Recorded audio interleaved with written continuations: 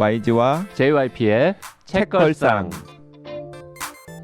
책에 관한 걸쭉하고 상큼한 이야기. YG와 JYP의 책걸상이 찾아왔습니다. YG 강량구입니다. JYP 박재영입니다. 네, 댓글을 소개를 해볼까요? 네, 똥깡님 방송으로 추천받고 그림자 소녀 읽었습니다. 책 읽고 방송을 다시 들으니 더 공감되고 왜 추천했는지 알겠네요. 감사합니다. 자, 요 진짜 저희가 추천해드린 책을 읽고 나서 그 방송을 다시 들으면 더 재밌죠. 더 재밌죠. 네, 네, 감사합니다. 네, 환희님 사랑 캬. 두 분이 이런 주제로 이야기를 하실 줄은 몰랐어요. 왜요? 저희가 뭐 어때서요? 네, 사랑. 소심하게 이야기하면 좀 드라이해 보이시는 JYP께서 책 추천을 하셔서 의아했습니다. 그래서 새벽 3시를 사서 읽고 있지요. 페이지 터너 맞습니다. 두 분 그리고 박평께 감사드려요. 새 것이 올라오자마자 항상 듣지요. 그리고 문득 궁금해요. 편집자는 출판사에 많이 있나요? 방송국 PD 같은 걸까요? 박편님이 보심 이야기 부탁요. 모두 즐거운 추석과 복된 연휴 맞으시기를. 네, 저희 그 책 처방 론칭 특집 사랑 편이 꽤 듣기도 많이 듣고 추천도 많고 애청자분들에게 약간 파격이었던 것 같아요. 아니 왜 저희도 사랑을 아는 남자들인데. 네, 그렇습니다. 네. 저희 사랑 좀 해본 남자들입니다. 네. 네. 그리고 출판사에서 편집자의 역할에 대해서는 박편을 모시고 이야기를 나눌 일이 있을 때 생생히 들어보는 걸로 하겠습니다. 그렇죠. 뭐 근데 저기 댓글 중에 이제 박편이라는 말도 있고 박평이라는 말도 있는데 그러네요. 둘 다 가능하긴 한데요. 저희는 박평입니다. 네, 평론가 박. 박혜진이라는 뜻으로 박평이라고 부르고 있고요. 네. 네, 편집자이시기도 하니까 박편이라고 해도 뭐 틀린 말은 아닐 것 같고요. 네, 그렇습니다. 근데 본인은 어쨌든 간에 문학평론가 정체성으로 참여를 하고 계시는 거죠? 그렇죠. 네. 자, 이라부님도 댓글 주셨는데요. 최근에 알게 되어 출퇴근길에 지난 방송 다시 듣기 중입니다. 이런 좋은 방송이 있었다니 너무 재밌고 유익합니다. 두 분 티격태격 너무 재밌고 소설책에만 편중되어 있던 제 독서에도 다양성을 갖게 해준 고마운 방송이랍니다. 특히 JYP님 제가 예전에 감명 깊게 읽은 개념의료의 저자셨다니 놀랍고 반가웠습니다. 크크. 두 분 목소리는 앳돼 보이는데 아저씨들이라니 상상이 되지 않아요. 앞으로도 좋은 방송 부탁드려요. 화이팅. 네, 야 뿌듯하시겠어요. 네, 개념의료를 읽으신 분, 네. 감사합니다. 감명 깊게 읽은 개념의료의 저자였다니. 네, 감사합니다. 네. 많이들 계시죠? 네, 내가 다 민망해라. 네. 많이 안 읽으셔서 그렇지 읽으신 분들은 다 감명 깊게 읽었다고 저는 믿고 있습니다. 네, 댓글 하나만 더 소개하겠습니다. 예, CHAN으로 시작하시는 분. 1회부터 거슬러 오면서 하나씩 잘 듣고 있습니다. 유익하고 다양한 분야를 접하고 생각해 볼 수 있어 아주 좋습니다. 앞으로도 오래도록 계속되길 바라며 고맙습니다. 라고 고마운 댓글을 남겨주셨습니다. 네, 오늘은 책 처방으로 방송 꾸며보려고 하는데요. 네, 책 처방 두 번째 시간으로 꾸며보려고 하는데요. 마침 이 방송이 나갈 때가 추석 연휴죠.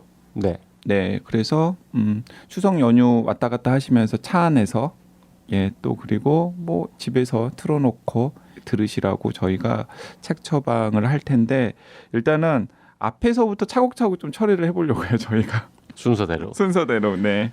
자, 저희 둘이서만 얘기하려니까 약간 좀 심심해서 네, 특별 게스트 모셨습니다. 저희는 자주 보던 사람인데요. 청취자분들은 아마 처음이죠? 네, 거의. 네. 저희 제작진 중에 한 명 혜니라는 별명으로 활동하고 있는 이혜선 씨를 모시겠습니다. 어서 오십시오. 네, 안녕하세요. 혜니 이혜선이라고 합니다. 잘 부탁드립니다. 네. 반갑습니다. 네. 그 이혜선이라는 이름에 약간 솔깃하시는 분들도 계실지 모르겠어요. 정신요고나 나는 의사다를 함께 들으시는 분들은 써니가 이혜선 아니었어? 라고 기억해 주시는 분 계실 텐데요. 저희 회사에 이혜선이라고 한자까지 똑같은 직원이 2명이 있습니다. 네, 그러니까 써니 이혜선은 좀 큰 이혜선이고 두 가지 의미에서 큰데 키도 크고 그다음에 나이도 더 많고 몸집도 조금 크고. 몸집도 좀 크고 네. 어쨌든 이혜선 큰 기자님이 이 이혜선이- 방송을 듣지 않으셔야 될 텐데. 큰 이혜선이고 그리고 이제 최근 몇 달이죠? 한 2달?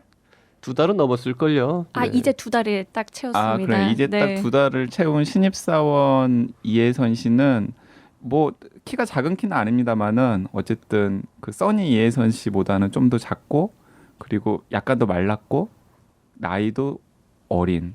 네. 네. 하여튼 그 이혜선이라는 이름이 2명이 되다 보니까 네. 하나는 써니, 하나는 해니. 네, JYP가 네, 잔머리를 굴리다가 그렇게 정리를 했다고 그렇게 합니다. 정리를 해줬습니다. 아 근데 처음에 이제 써니 해니를 딱 얘기했을 때 과연 이 별명 괜찮을 것인가 약간 좀 이런 얘기가 있었는데 막상 또 부르다 보니까 입에 착착 붙고 저는 좋은 것 같아요. 근데 그 해니가 지혜해 할 때 그 여의의 해가 아니라면서요? 저희끼리 쓰는 용어긴 하지만 그냥 어이, 예. 네. 해롱해롱 할 때, 해롱해롱 할 때 그 해자입니까? 고자를 쓰고 있습니다. 굳이 해롱 그 해니라고 쓰면은 네. 우리 저 쉬프트 키도 눌러야 되고 맞아요. 그러니까 네. 그냥 해롱해롱의 해니로. 네, 해니. 네, 해니 반갑습니다. 네, 자, 잘 우리 부탁드립니다. 해니님도 가끔씩 이렇게 모시도록 할 텐데요. 네, 사실은 해니가 음. 여기 이 책걸상의 담당 프로듀서예요. 그렇죠. 네, 그래서 편집도 겸사겸사 하시고. 어차피 옆에 있기 때문에 저희가 마이크를 하나 줬습니다. 자, 근데 이제 해니는 스스로를 책알못으로 네, 어마어마합니다. 규정을 했습니다. 네. 예, 그것도 참 독특하긴 하죠. 책걸상의 프로듀서인데 책알못이야. 갑자기 프로그램의 어떤 신뢰도가 확 떨어지는 네, 것 같은 그런 느낌이 드네요. 아 근데 또 오히려 저는 청취자분들과 비슷한 눈높이에서 방송을 만들 수 있다. 좀 이런- 청취자분들은 책 많이 알아요. 책 많이 아시는 분들입니다. 책알못들이 듣는 방송 아닙니다. 저만 네. 문제군요. 제가 빨리 공부를 하는 걸로. 자, 해니가 책을 그렇게 많이 못 읽은 이유 중에 하나 제가 대신 변명을 해드리자면 지난 한 몇 년 동안 방송국 리포터로 주로 일을 해왔어요. 예, 그 아마 애청자분들 들으시면서 목소리가 남다른데 뭐 이런 느낌을 그 받으셨다면 프리랜서로 여기저기서 일했죠. 네, 한 4개 방송국에서 어디, 일을 예. 했던 했던 것 같은데 주요 프로그램. 네, TBS 교통방송하고요, YTN 라디오국하고 KBS 라디오국에서도 일했고요. 국군 방송 취재하면서는 이제 군부대 취재도 많이 다녔었고. 그러면은 리포터로 일했다라는 건 뭐 교통 정보 같은 것도 브리핑하고 아니요, 저는 캐스터 쪽은 아니었고요. 저는 네. 현장에서 취재만 했습니다. 현장에서 취재해서 예를 들어서 인터뷰 따가지고 이렇게 네. 같이 방송하고 네, 그다음 대본 읽고 뭐 이런 걸 했다는 거죠. 네. 네. 뭐 이런 맞아요. 거죠. 뭐 오늘 오후 2시 서울 상암동에 가서 시민들의 목소리 담아봤는데요. 뭐 그렇죠. 들어보시죠. 뭐 이런 거 네. 했다는 거죠. 네, 이혜선 리포터입니다. 제가 지금 나와 있는 이곳은 상암동에서 책걸상을 녹음하고 있는 스튜디오 현장인데요. JYP와 YG 두 분의 목소리 같이 만나보시죠. 약간 이런 방송을 했었습니다. 상수동인데 상암동이라고 하면 NG죠. 네. 네, 그런 에피소드가 있는데, 네. 근데 책걸상 저도 계속 옆에서 듣기만 했었잖아요. 들으면서 좀 책에 대한 정보가 방대해진 것 같아서 안 그래도 스티븐 킹 3부작을 샀습니다. 이번에 한번 읽어보려고. 네, 되게 큰 목표를 잡고 있어요. 자, 해니와 함께 청취자분들이 보낸 책 처방 의뢰 좀 해결을 해볼까요? 뭐부터 할까요? 아이돈 땡땡땡땡. 땡땡땡땡님이 이제 한참 전에 이제 책 처방 저희가 광고한 다음에 초기에 남겨주신 댓글인데요. 이제야 저희가 처리를 해드리는데 10% 인간을 읽다가 유전자 관련 언급이 나오는데 이와 관련하여 너무 배경 지식이 부족하다 느꼈습니다. 유전자, DNA, 게놈 등에 대한 체계를 잡기 위한 독서 처방을 부탁드립니다. 라는 어려운 네 주셨어요. 어려워요. 네. 어려워요. 이 유전자나 DNA 게놈 등에 대해서 보통 일반 시민들이 뭐 그렇게 많이 알 필요는 사실 없는데. 네, 많이 알 필요는 네. 없는데 이제 근데 그런 욕심은 들으신 것 같아요. 이렇게 10% 인간을 읽다가 이제 이런 질문을 주셨다는 건 과학책을 읽는 걸 조금 좋아하시거나 혹은 그런데 욕심이 있으신 분이신데 요즘에 이제 생명과학과 관련된 책을 읽다 보면은 혹은 생명과학 책이 아니더라도 뭐 생명공학이나 유전자와 관련된 얘기들이 굉장히 많이 나오니까 좀 기본 지식을 좀 약간 개념을 잡아보고 싶다 이런 욕심을 가지신 것 같아요. 자, 과학 전문 기자가 한 명 있죠. 네. 그분이 추천을 좀 네, 해주시죠. YG가 원래의 중요한 정체성은 과학 전문 기자죠. 갑자기 순간 YG님이 달리 보였었어요. 네. 뒤에서 호강이 막. 네, 좀 이렇게 웃음이 나오긴 합니다만은 어쨌든 제가 15년 동안 이 과학 분야와 관련된 여러 가지를 취재하고 기사도 쓰고 또 아는 과학자들도 많고 그런데요. 그래서 제가 수소문을 좀 했어요. 뭐. 실제로 이 아이돈 땡땡땡땡님이 주신 이제 그 책 처방 의뢰를 좀 처리하기 위해서 제가 수소문을 했고 저도 좀 제가 읽어봤던 책들을 좀 이렇게 뒤적뒤적 거리다가 4권을 저는 가지고 왔습니다. 왜냐하면 네 권이나. 네, 왜냐하면은 이게 유전자, DNA, 게놈 등이던 체계를 잡기 위한 독서 처방을 부탁드린다고 말씀을 하셔서 체계라는 표현을 쓰셨기 때문에 정말 이 4권만 읽으면은 체계를 잡을 수 있을 수도 있겠다 싶어서 제가 이제 드렸는데요. 순서대로 제가 말씀을 드릴게요. 가장 먼저 읽으셔야 할 책은 제가 생각하기에는 조진호 선생님의 게놈 익스프레스라는 책이 있습니다. 그거 저 그림 많은 그 책이죠? 맞습니다. 예. JYP 아시네. 읽어보시지는 않았죠? 읽어보지는 않았습니다. 네. 이게 이 조진호 선생님이 어떤 분이냐면은 민족사관고등학교에서 교사로 활동을 하셨던 분이에요. 그러니까 이제 대학에서는 생물교육학과를 나오신 다음에 이제 민족사관, 그러니까 사범대를 나오신 거죠. 그래서 교사 자격증을 따서 민족사관 고등학교에서 뭐 거기 공부 잘하는 학생들이잖아요. 똑똑하고 공부 잘하는 학생들, 그 학생들을 상대로 과학을 가르쳤던 선생님이에요. 가르쳤던이라는 건 지금은 나왔죠. 그만두셨다는 왜냐면 뜻인가요? 가르치다가 이제 아이들만 가르치는 데서는 좀 만족스럽지 못해서 내가 이 아이들을 가르치면서 공부하고 또 교육의 노하우 같은 게 생길 것 아니에요. 그런 것들을 좀 이렇게 엮어서 책을 한번 펴내면 어떨까. 심지어 그림 그리는 솜씨도 좀 있으시거든요. 아, 그림도 직접 네, 그리시는 그림도 분이에요? 직접 그리시는 거예요. 그래가지고 이분이 몇 년 전에 어메이징 그래비티라고 하는 책을 냈어요. 와. 그래비티라는 건 이제 중력이라는 중력이라는 뜻일 텐데. 책인데 네. 그러니까 그래비티라는 유명한 영화가 있잖아요. 그 영화가 나오기 몇 달 전에 나온 책입니다. 어메이징 그래비티라는 책이. 와, 근데 게놈 익스프레스에 어메이징 그래비티 나오니까 문과생인 저는 이거 어떡하죠? 진짜 이거? 어메이징하죠. 어떡하지? 왜 근데 이런 진짜 생각이. 그 어메이징 그래비티라는 책을 제가 처음에 딱 접하고 나서요. 어떤 느낌이 들었었냐면은 이것도 외국의 괜찮은 과학 만화를 번역해서 냈구나 라고 생각을 했는데 저자가 한국 사람인 거예요. 오. 이분 한번 모실까요? 네, 그래서 그 어메이징 그래비티가 뭐 상업적으로도 꽤 성공을 거뒀고요. 어쨌든 간에 굉장한 호평을 받았어요. 왜냐하면 제가 방금 말씀을 드렸잖아요. 외국에 잘 빠진 과학 만화책이 한국에 번역이 돼 나왔구나 싶을 정도로 중력에 관련된 중력이라는 게 사실은 물리학의 기본이잖아요.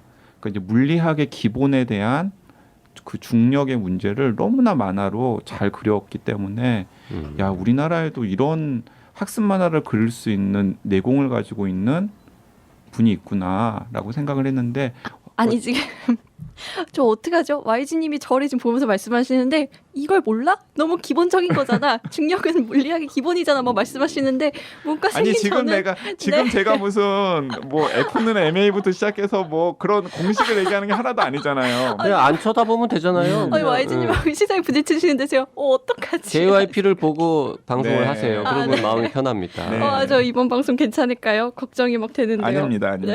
그래서 일단 이 어메이징 그래비티가 굉장히 2012년에 나와서 좋은 평가를 받은 다음에 이분이 이제 나 전업 작가로 네, 약간 그래서 이제 제가 알기로는 전업 작가로 이렇게 하시고 진짜 내공을 쌓으셔가지고 낸 책이 이 게놈 익스프레스입니다. 오, 그럼 그러니까 이 책이 거의 끝판왕인 거네요. 완결판? 그렇죠. 네, 그러니까 게놈 익스프레스도 사실은 이 아이돈 땡땡땡땡님이 처음에 딱 들기 좋으신 게 뭐냐면은 딱 이런 분을 위해서 쓴 책이에요. 그러니까 현대의 현대 생물학 혹은 유전공학, 뭐 생명과학 이런 것들이 어떤 과정들을 통해서 나왔는지를 쭉 추적한 책입니다. 만화로.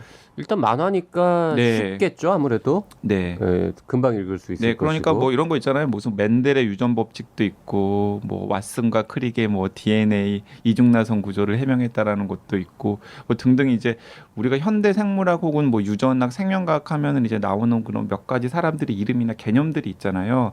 이제 그런 것들이 어떤 과정들을 통해서 사람들이 그런 개념들을 상상을 했고, 그리고 또 그런 개념들을 과학적으로 어떤 사람들이 어떤 고민과 어떤 실험들을 통해서 입증을 했고 또 거기서 자극을 받아서 후속 연구들이 어떤 식으로 나타났고 뭐 그러면서 현대의 생명과학, 뭐 유전자, DNA, 게놈 등의 개념이 탄생했는지를 쭉 만화로 추적한 책이에요. 뭐 이거 한 1년 전쯤에 나온 것 같은데. 네, 맞습니다. YG는 그 개념들을 다 아는 사람일 텐데 이거 왜 읽었습니까? 아, 저는 좀 이렇게 쉽게 다른 사람들한테 설명을 할 수 없을까. 설명의 기술을. 네, 설명의 기술을 한번. 그래서 이 조진호 선생님이라는 분은 도대체 내가 알고 있는 DNA나 유전자나 게놈에 대해서 어떤 식으로 풀어서 썼을지가 궁금해서 썼는데 너무 훌륭하더라고요. 그래서 시립과학관의 이정모 선생님이 어떤 식으로 얘기를 하셨냐면은요. 추천사를 쓰셨는데 이렇게 쓰셨어요. 교사와 과학자들이 반드시 끝까지 읽어야 할 책이고 만약에 청소년이 이 책을 읽는다면 그들은 선배 과학자보다 적어도 30년 젊은 나이에 핵심적인 깨달음을 얻을 것이다.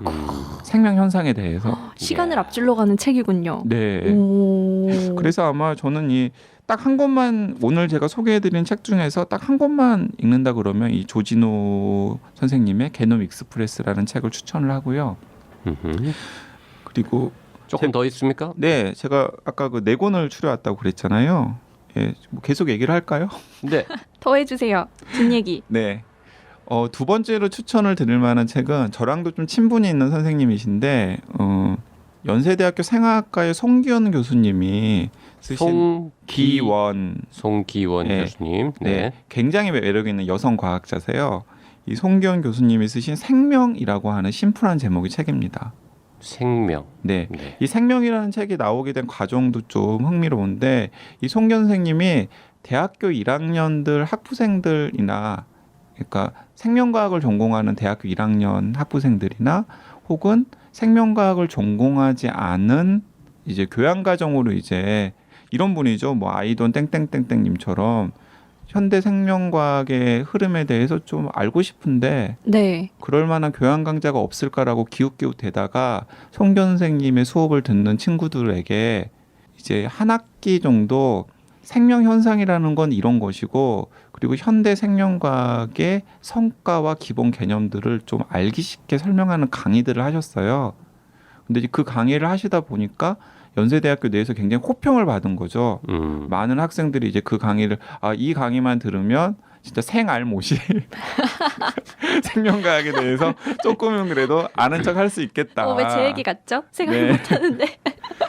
네, 이제 그런 식으로 호평을 듣는 강의신데 또 송기원 교수님이 또 되게 괜찮은 과학자신 게 그러니까 뭐 미국에서 학위를 받고 굉장히 젊은 나이에 연세대학교 교수가 되셔가지고 학계에서도 굉장히 능력을 인정받는 교수님이신데 근데 또 이렇게 약간 또 과학 만능주의자, 과학주의자 또 이런 분들이 아니에요.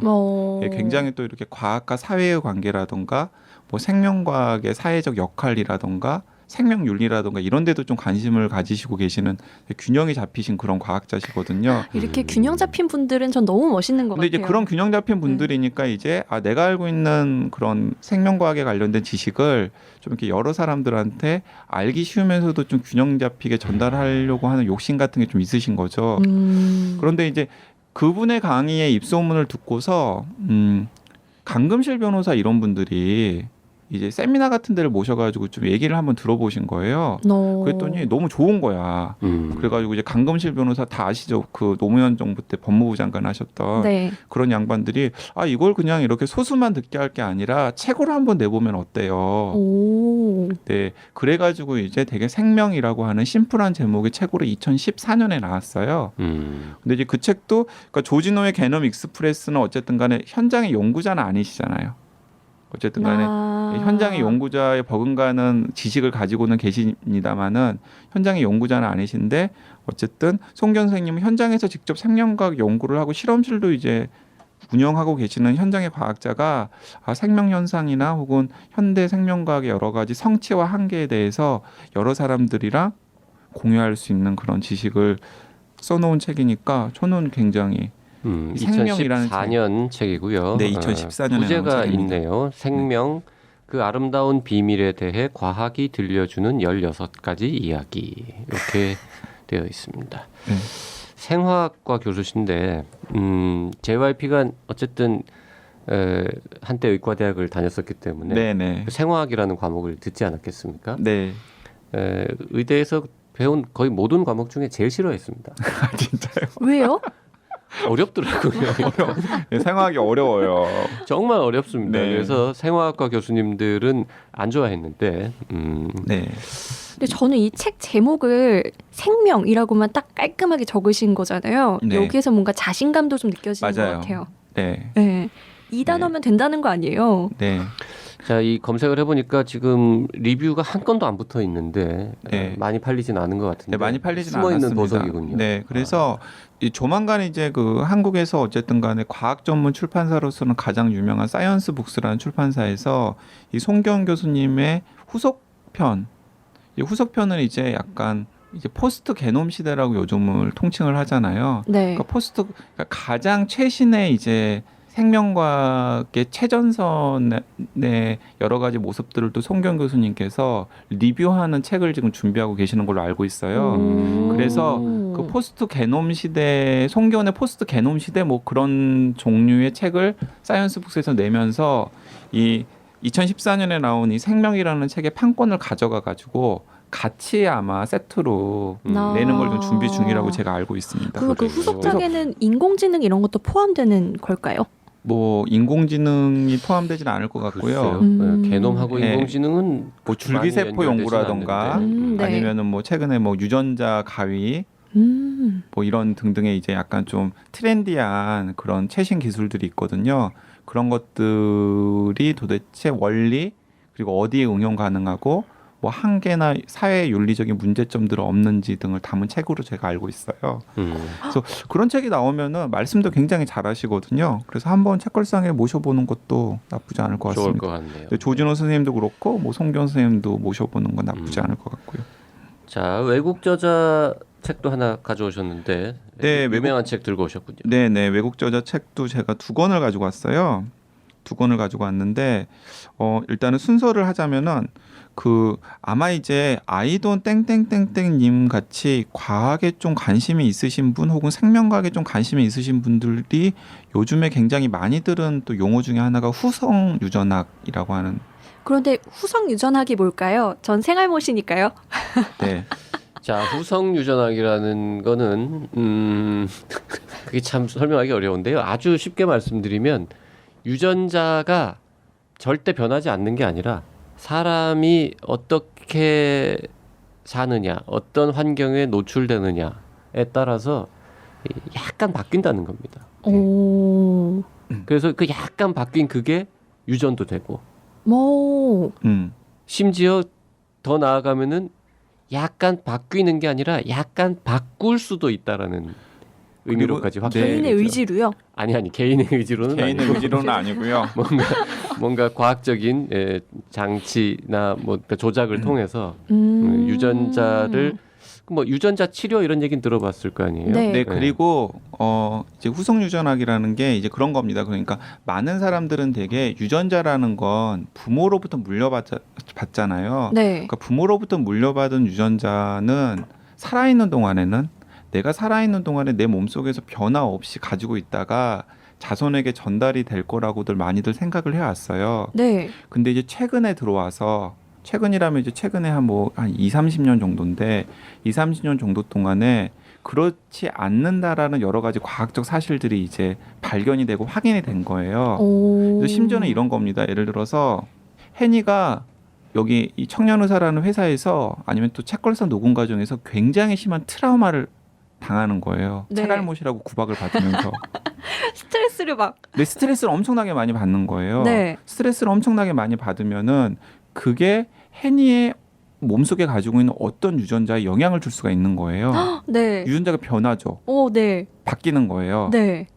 그 그럼 이게 후성 정확하게 유전학이 되는 건가요? 말하면은 변하고 바뀐다라는 건 애초에 꺼져 있어야 될 유전자가 켜지고 켜져 있어야 될 유전자가 꺼지는 뭐 그런 식의 증상들이 나타나는 겁니다. 오. 그리고 그 켜지고 꺼진 상태가 해니가 낳은 아이들한테도 유전이 되기도 해요. 그렇게 얘기하니까 되게 무섭게 들리네요. 전 네. 어떻게 해야 되죠, 선생님? 네, 그런 거죠. 그러니까 이 후성 유전학과 관련된 여러 가지 이제 배경이 되는 여러 가지 연구들이 있는데 뭐 이런 거예요. 예를 들어서 그 세계 무역센터 붕괴를 직접 경험한 여성들, 엄청난 트라우마, 외상후 스트레스 장애 같은 걸로 시달렸을 것 아니에요. 네. 당시에 임신한 상태였던 여성들이 낳은 아이들 경우에 되게 스트레스 반응이라던가 아니면은 그런데 취약한 상태가 되는 거예요. 네. 네. 그런 식으로.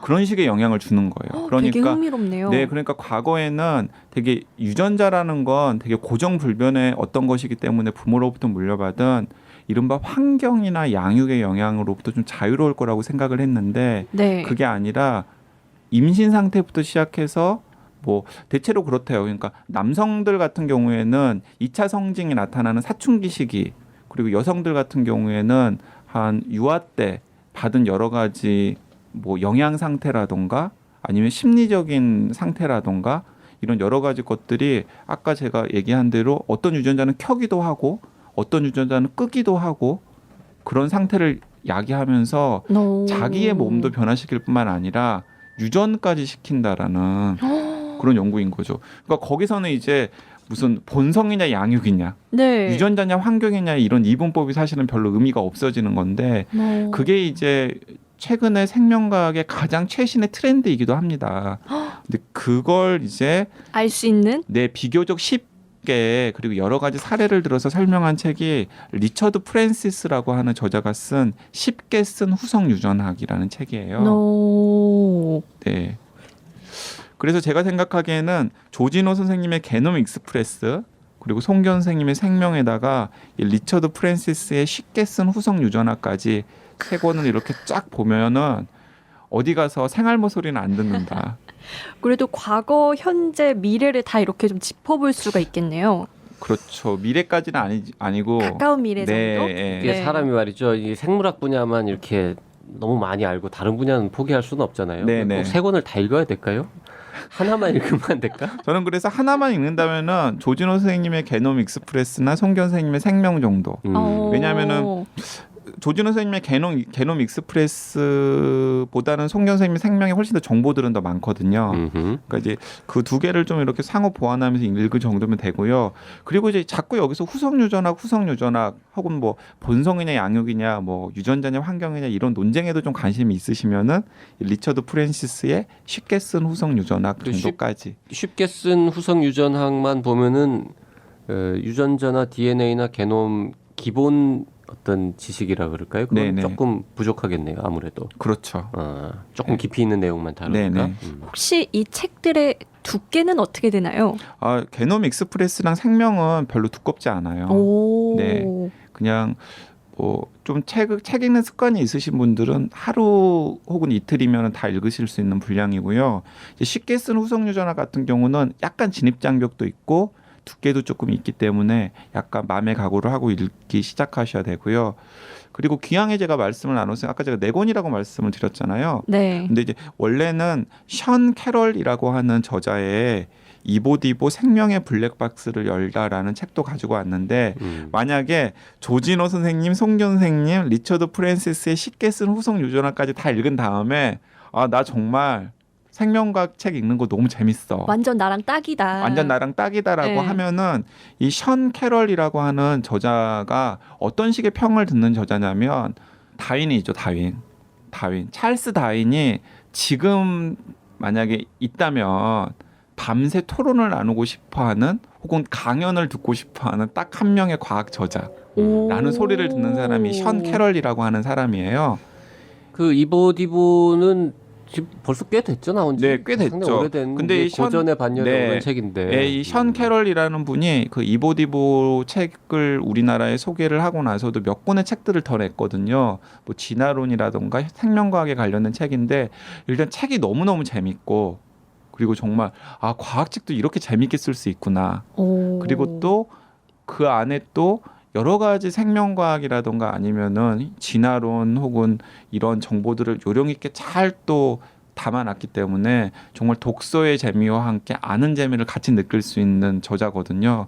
그래서 조진호 선생님 개농 익스프레스, 송교훈 선생님 생명, 리처드 프랜시스의 쉽게 쓴 후속 유전학까지 읽고 아 나는 생명과학 책들 재밌는 책들 더 읽고 싶다. 그러면은 션 캐럴의 이름을 검색해서 모든 작고 한번 읽어보시면은 굉장히 만족감을 느끼실 수 있을 거라고 생각을 합니다. 네. 저 나중에 이 IDON으로 시작하시는 이분께서 아 이렇게 책 읽어봤는데 여기까지 읽었어요 이렇게 후기 보내주시면 너무 좋을 것 같아요. 네, 너무 좋습니다. 그리고 네. 강 기자 못 믿을 사람이네. 뭐 이런 후기 보내셔서 읽어봤는데 읽어봤더니 재미없. 읽어봤는데 재미도 없고 뭐 뭔 소린지도 모르겠고 뭐 그러면은 제가 정말 깊이 반성하도록 하겠습니다.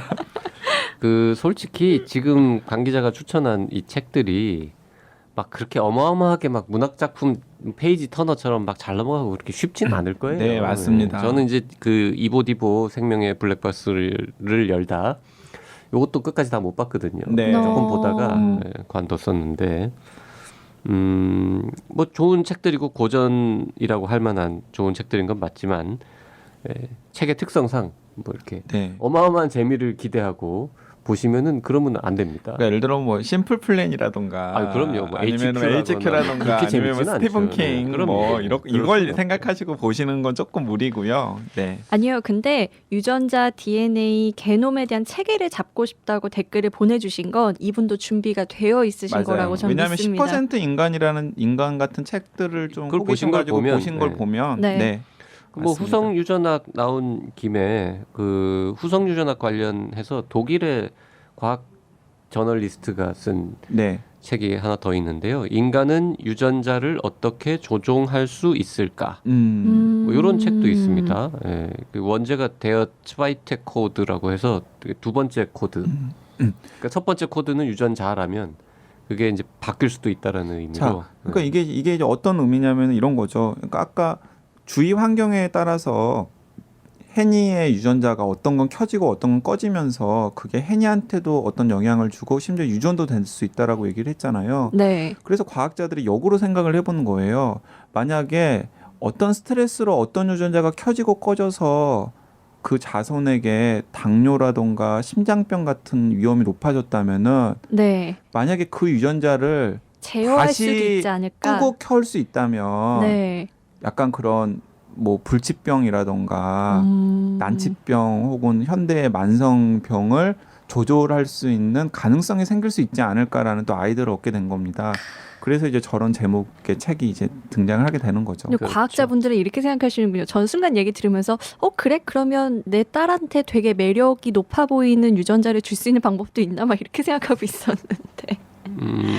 어떡하죠 세상에. 아 그렇죠. 이렇게 스트레스 안 받고 네. 긍정적으로 긍정적으로 낙천적으로 살 살고 수 있는 뭐 유전자. 잘 먹고 그러니까 얼굴을 뜯어 고친다고 해서 유전이 그게 되진 유전되진 않아요. 않죠. 성형 수술해서 쌍꺼풀을 그렇죠. 만든다고 해서 애한테 유전이 되지는 않는데 유전자가 이제 후성 유전학의 개념으로 유전자가 변형이 된 거는 후세로 넘어간다라는 예. 그게 이제 신기한. 네, 그러니까 예를 들어서 뭐 그러니까 스트레스 같은 걸 좀 덜 받고 뭐 이런 건 사실은 후손들한테도 엄청나게 영향을 줄 수 있는 네. 거죠. 그리고 이제 가임기 상태나 혹은 임신했을 때 되게 자기의 스트레스 관리라든가 아니면은 건강 관리라든가 이런 것들을 잘하는 건 그 이제 뱃속에 있는 아이한테 굉장히 긍정적인 영향을 줄 수 있는 거죠.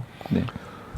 자, 뭐 후성 유전학 얘기가 나온 김에 그 용어도 조금 설명을 드리면 이제 후성이라는 게 말 그대로 후에 나중에 네. 성 만들어진다. 아 이룰 성자 쓰는군요. 이룰 성자를 네. 쓰는 거거든요. 그러니까 선천의 반대말이라고 할 수 있나요? 뭐 그거랑 비슷하죠. 선천은 뱃속에서 만들어지는 거고. 출생한 이후에 태어나서 살면서 나중에 뭔가 만들어지는 유전자의 변화 이런 거를 다루는 게 후성 유전학이고요. 영어로는 유전학 이제 지네틱스가 되는데 후성 유전학은 에피를 붙이면 에피. 됩니다. EPI. 에피제네틱스라고. 에필로그 할 때 그 에피입니다. 끝에 나중에. 그래서 에필로그에 그 에피를 붙이면 에피지네틱스 이러면 후성 유전학 이렇게 되는 거죠. 저도 책걸상을 통해 후성 유전학의 영향을 받아 제 아이가 책을 좋아하고 책을 많이 알게 하는 그거는 그럴 수 있는 가능한가요? 거죠. 오. 물론 뭐 책을 좋아할지는 모르겠습니다만은 어쨌든 간에 뭔가 좀 집중하고 그 책을 안 읽는다고 구박받은 스트레스가 트라우마로 남아서 애가 책을 더 싫어하게 될 부작용도 그러니까 생겨요. 이제 아하. 이 후성 유전학의 개념을 이용해서 약간 또 사이비들이 좀 이런 식의 자기개발식의 그건 다 사기입니다. 네 현재. 예를 들어서 막 뭔가 뭘 하고 그러면은 유전자가 아직까지, 바뀌어가지고 아직까지 밝혀진 건 전혀 전혀 없어요. 없습니다. 가능성만 네, 우리가 네. 확인한 거지. 자, 그 저희 이제 슬슬 마무리해야 될 것 같습니다. 하나만 더 용어 설명 나온 김에 이 두 분의 열정. 이게 이제 그 게놈이라는 용어도요. 사실 이제 진 유전자에서 뒤에 OM 옴 이게 붙은 거잖아요. 네. 그런 거거든요. 그래서 유전학은 지네틱스고 유전체학은 지노믹스. 지노믹스 이렇게 이제 오. 게노믹스 이렇게 바뀌는 건데요. 그 오믹스라는 게 붙으면 다 한국말로는 이제 체라고 번역을 하고요. 몸 체자를 써서 네네. 옴 하면 체고요. 오믹스 하면 체학 체학 이렇게 네네. 되는데 그 체라는 단어의 의미는 YG가 설명하겠습니다. 집합이라는 뜻이죠. 아. 모음. 네네. 그러니까 개놈이라는 건 진의 모음. 두 분 이거 너무 당연한 거야라는 눈빛으로 절 보지 마세요.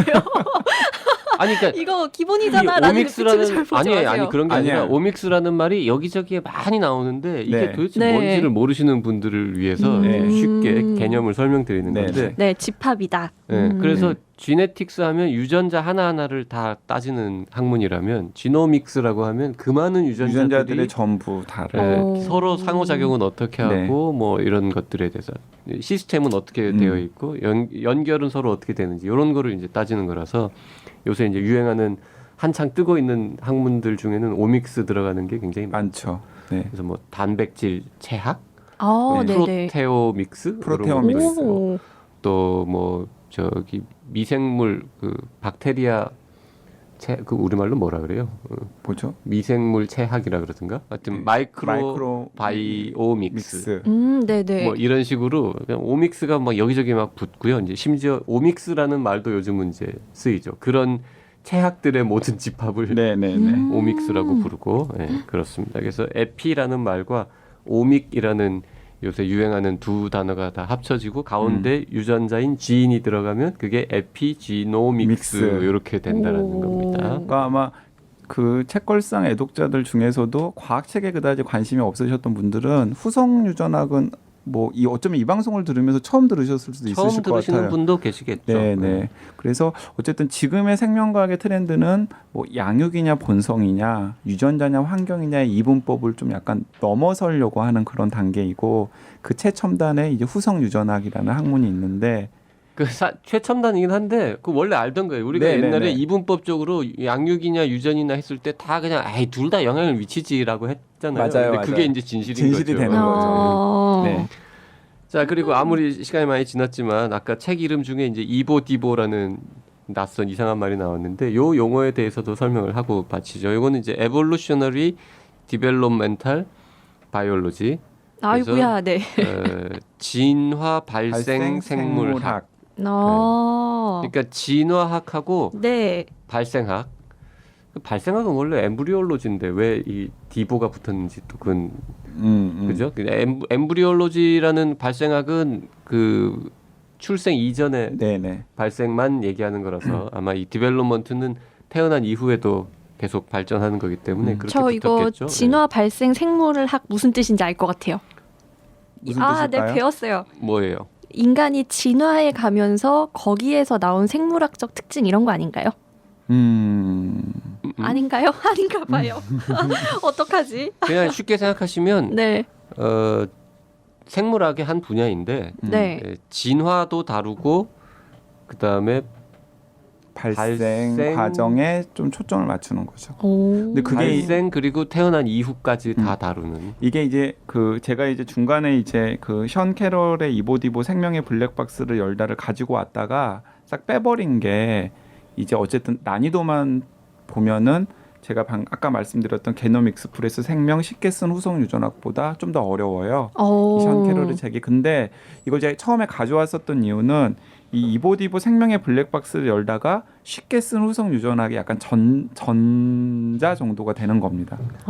왜냐하면 쉽게 쓴 유전 그 후성 유전학하고는 한 10년 가까운 시차가 네, 있기 네. 때문에. 그리고 예. 과정상으로는 이 책이 세 번째 들어와야 되긴 하는데 네, 난이도상으로는 끝판왕이군요. 근데 왜 그러냐면은 이제 이 션 캐럴의 이보디보의 그 진화 발생 생물학이 관심을 가지게 된 사람들이 거기에 관심을 가지게 된 계기가 뭐냐면 그러니까 휴먼 게놈 프로젝트 인간 게놈 프로젝트라는 게 있었잖아요. 네. 그건 뭐 많이들 들었죠. 근데 인간 게놈 프로젝트 과정의 결과를 보니까 우리 사람의 유전자가 한 2만 5천 개 정도로 확인이 된 거예요. 근데 그게 심지어 초파리 유전자랑 비교해도 별로 큰 차이가 없는 거예요. 아이고 저런. 초파리보단 많아야 되는데. 초파리보다 많긴 해요. 아, 예, 네. 하지만은 그게 되게 획기적으로 막 그렇게 차이가 많은 건 아닌 거죠. 그래서 사람들이 그러면 아니 유전자 수가 파리랑 사람이랑 비슷한데 왜 파리는 파리같이 네. 되고 네. 사람은 이런 고등한 사람처럼 되는지에 대해서 관심을 가지게 된 거예요. 그리고 그 과정에서 똑같은 유전자가 켜고 꺼지고 하는 발생 과정에 비밀이 있구나라는 걸 네. 알게 된 겁니다. 네. 그러면 이 책을 읽으면 왜 초파리하고 인간이 똑같은데 다른지 알 수 있나요? 그러니까 초파리랑 인간이 비교적 비슷한 숫자의 유전자를 가지고 있음에도 불구하고 네. 어떤 건 초파리가 되고 어떤 건 사람이 되는 그 메커니즘을 알 수가 있는 거죠. 그리고 이제 그 연장선상에서 이제 그 후성 유전학의 여러 가지 원리나 메커니즘에 대해서 과학자들이 이제 뭔가 관심을 가질 수 있게 된 거예요. 뭐 이런 이제 연장선상이 있는 유전자 수 자체보다는 그 유전자들이 얼마나 서로 많이 연결되어 있는가. 맞아, 연결돼 있고 그게 더 중요하다고 네. 또 얘기할 수도 있죠. 네네. 신기하네요. 오.